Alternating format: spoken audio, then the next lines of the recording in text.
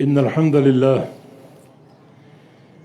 نحمده ونستعينه ونستغفره ونعوذ بالله من شرور أنفسنا ومن سيئات أعمالنا من يهده الله فلا مضل له ومن يضلل فلا هادي له وأشهد أن لا إله إلا الله وحده لا شريك له وأشهد أن محمدًا عبده ورسوله يا أيها الذين آمنوا اتقوا الله حق تقاته ولا تموتن إلا وأنتم مسلمون يا أيها الناس اتقوا ربكم الذي خلقكم من نفس واحدة وخلق منها زوجها وبث منهما رجالا كثيرا ونساء واتقوا الله الذي تساءلون به والأرحام إن الله كان عليكم رقيبا يا أيها الذين آمنوا اتقوا الله وقولوا قولا سديدا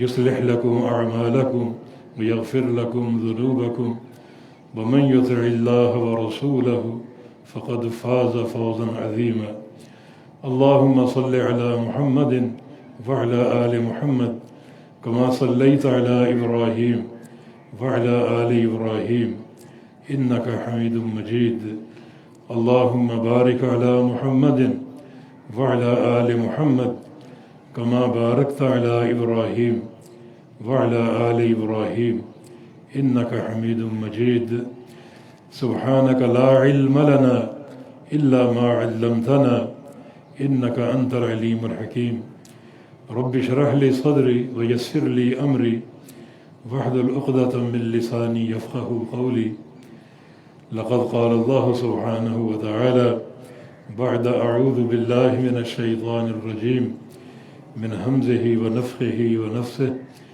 بسم الله الرحمن الرحيم يريد الله بكم اليسر ولا يريد بكم العسر ولتكملوا العدة ولتكبروا الله على ما هداكم لعلكم تشكرون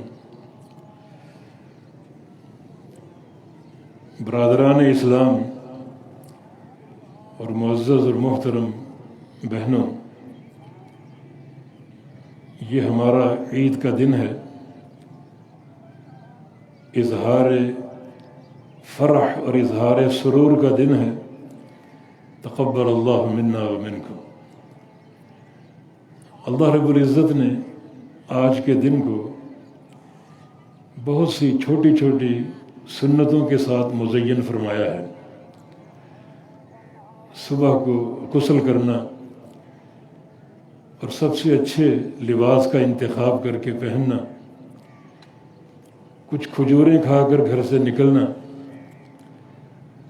تکبیریں پڑھتے ہوئے، اور پھر آج کی نماز 12 زائد تکبیر کے ساتھ جس راستے سے آئے اس راستے کو بدل کر گھر واپس لوٹنا، یہ چند چھوٹی چھوٹی سنتیں ہیں آج کے دن کے لیے۔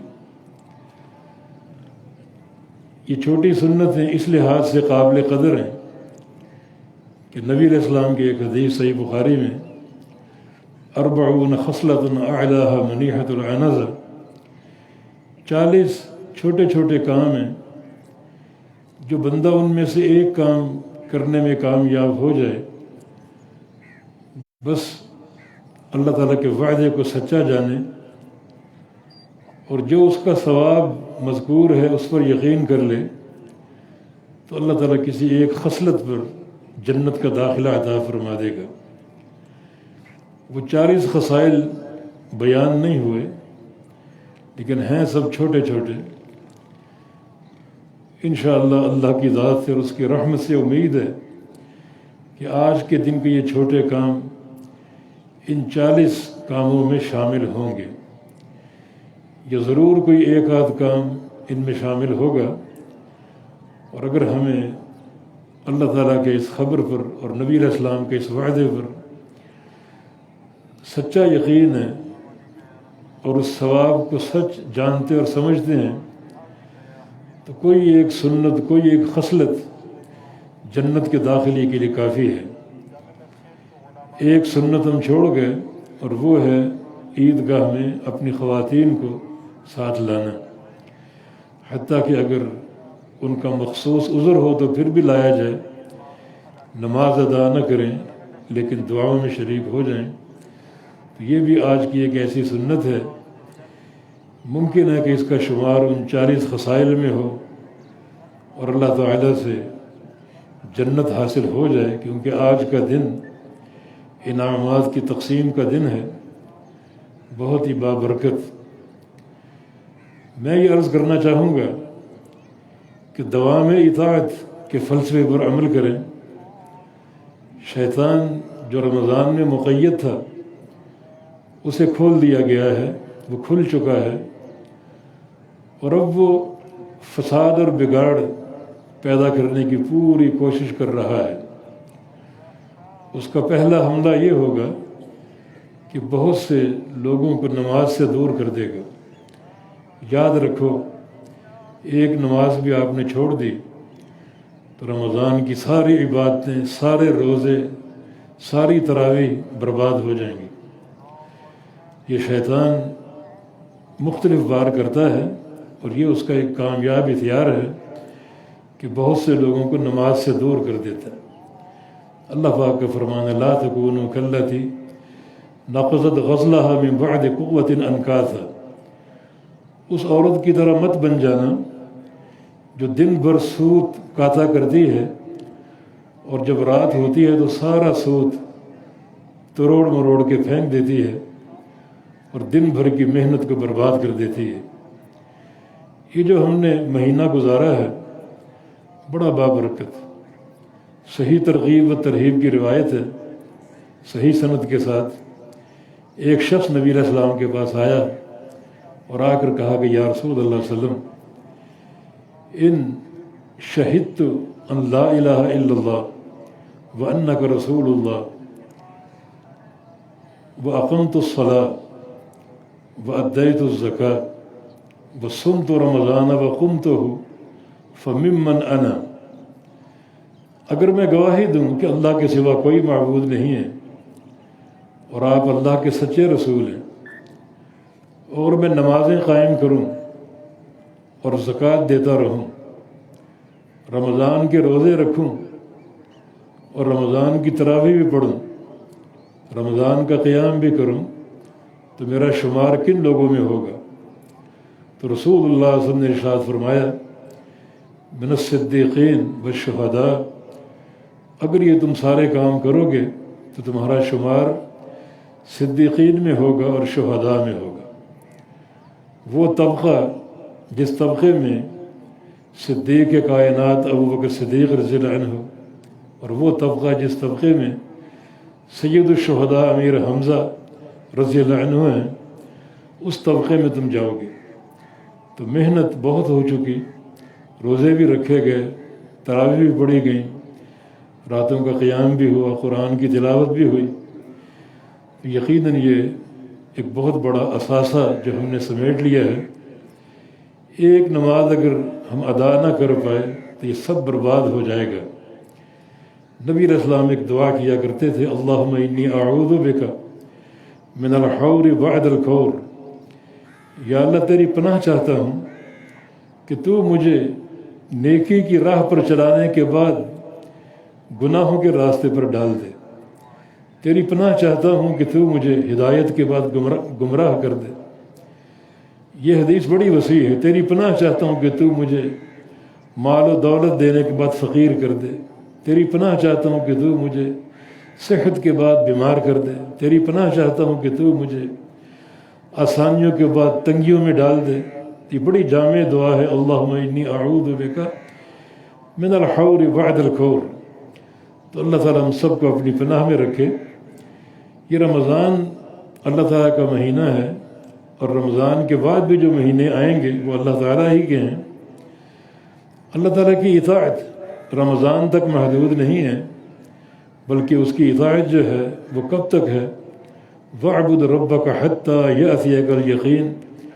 اس وقت تک عبادت کرتے رہو جب تک موت نہ آ جائے۔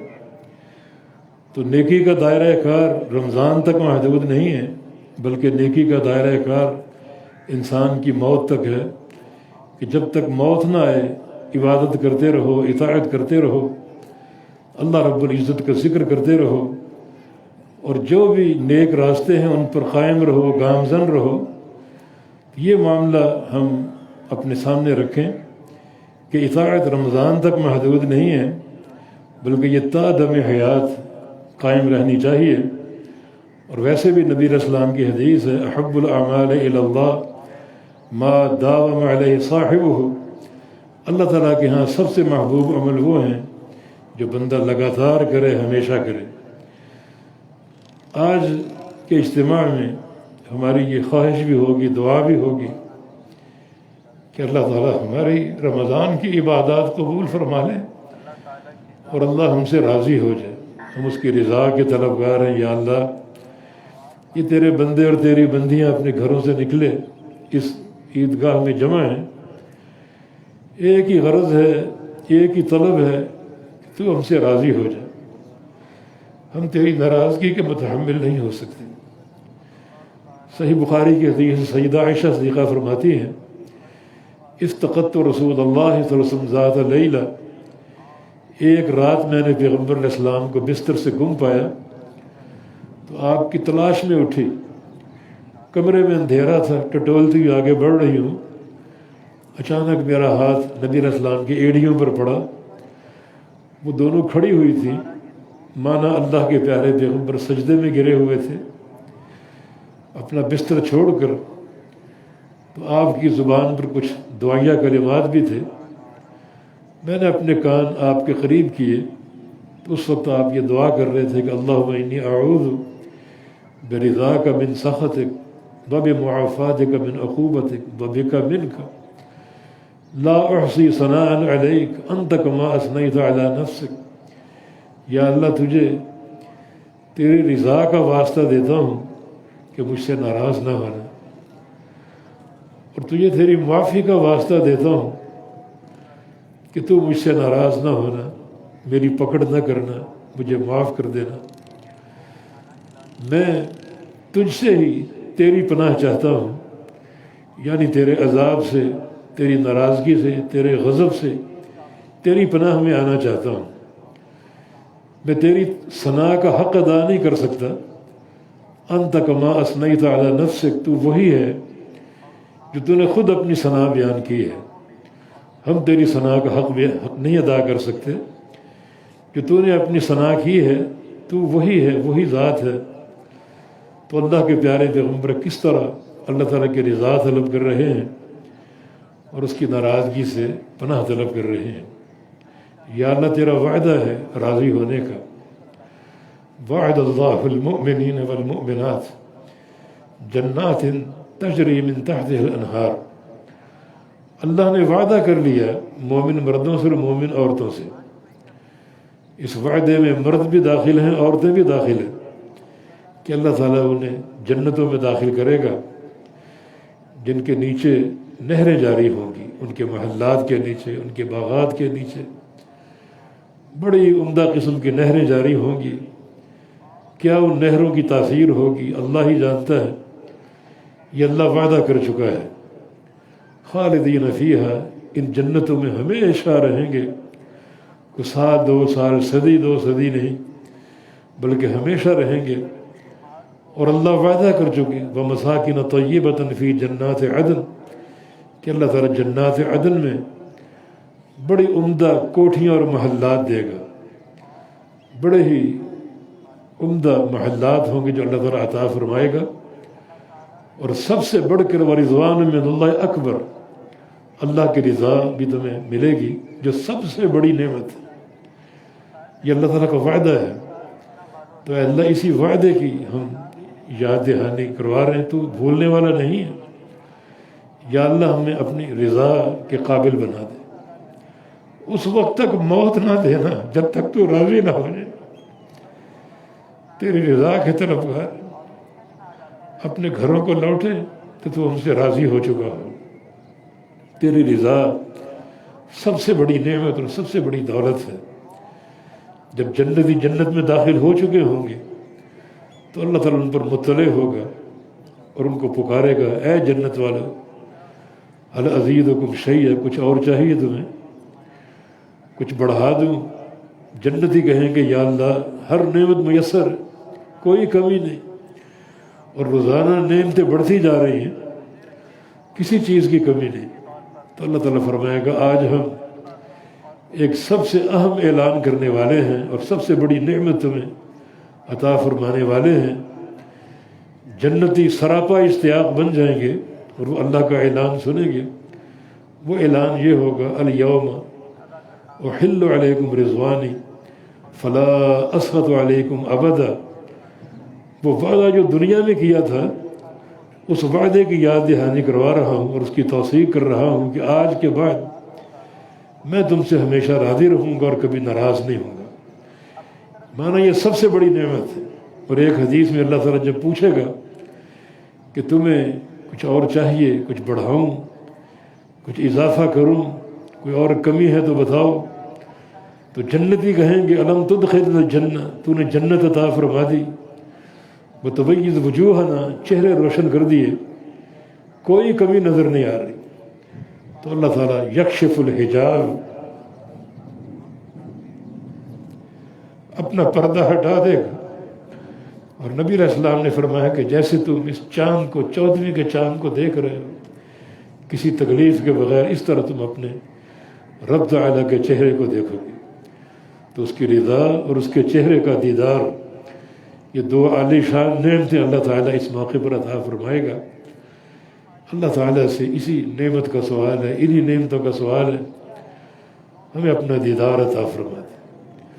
اللہ تعالیٰ کے پیغمبر کی دعا کی طرح آپ اللہ تعالیٰ کے دیدار کا جو ہے وہ سوال کیا کرتے تھے اور اس کی ملاقات کے شوق کا سوال کیا کرتے تھے۔ اللہم انی اسألک لذۃ النظر الی وجہک والشوق الی لقائک، اے اللہ اپنے چہرے کے دیدار کی لذت مجھے عطا فرما دے اور اپنی ملاقات کا شوق میرے اندر بھر دے۔ ملاقات کے شوق کا معنی یہ ہے کہ میں اس کی تیاری کر کے آؤں۔ جب کسی سے ملاقات کرنی ہو بغیر تیاری کے تو نہیں جائیں گے۔ یا اللہ ایسی تیاری کر کے آؤں کہ تو مجھے دیکھ کر پسند کر لے، مجھ سے راضی ہو جائے اور تیری ہر ناراضگی دور ہو جائے، ایسا مجھے بنا دے۔ ایسا بننے کی ہم کوشش کرتے ہیں اور اللہ رب العزت سے دعا کرتے ہیں اور کرتے رہیں گے کہ یا اللہ آج کے اجتماع سے جب تفرق ہو اپنے گھروں کو لوٹیں تو ہم سے راضی ہو چکا ہو، اپنی رضا کا فیصلہ فرما چکا ہو۔ ہم میں سے کوئی تیری ناراضگی کا متحمل نہیں ہو سکتا، یا اللہ ہم سے راضی ہو جائے۔ آج عید کا دن تو ہے مگر کچھ کرب اور پریشانیاں اور تکلیفیں بھی لاحق ہیں۔ ایک مرض پوری طرح چھایا ہوا ہے اور بڑا بے قابو ہو چکا، خطرناک شکل اختیار کر چکا، کورونا کا مرض۔ دعا کریں کہ اللہ تعالیٰ ہمارے اس وطن عزیز سے اس مرض کو اٹھا لے، بلکہ تمام مسلم دنیا سے خاص طور پہ اور پوری جو ایک برادری ہے اس سے بھی عمومی طور پہ اس مرض کو اٹھا لے اور سب کو صحت یاب کر دے، عافیت کی زندگی عطا فرما دے۔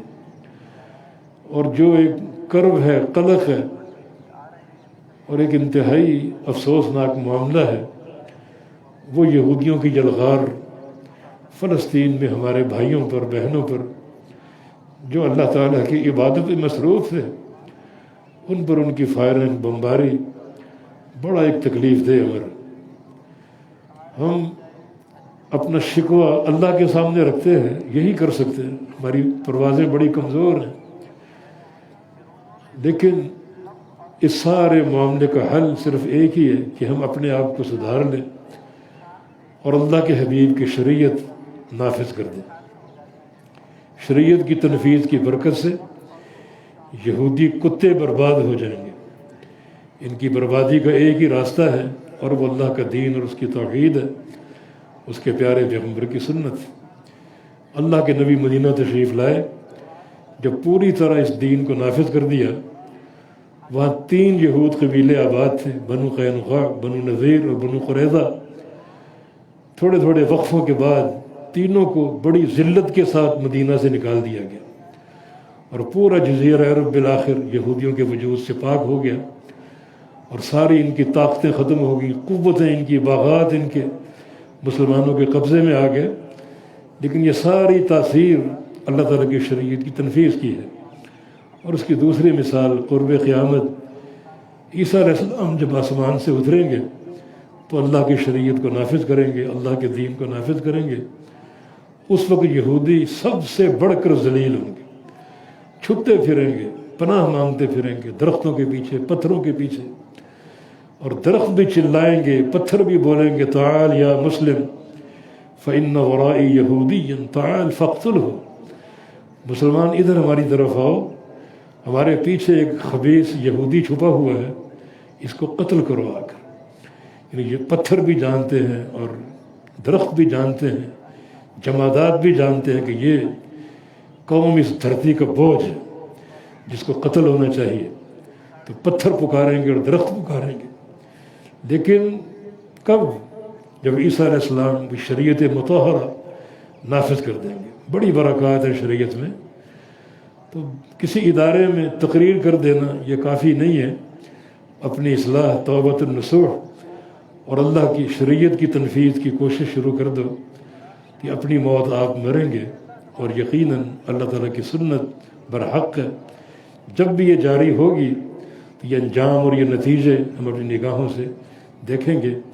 اللہ تعالیٰ توفیق عطا فرما دے، ہمارے کام کو اللہ تعالیٰ سمجھ بوجھ دے کہ اصل معاملہ اللہ تعالیٰ کے دین کا اور اس کی توحید کا ہے اور اس کی شریعت کی تنفیذ کا ہے۔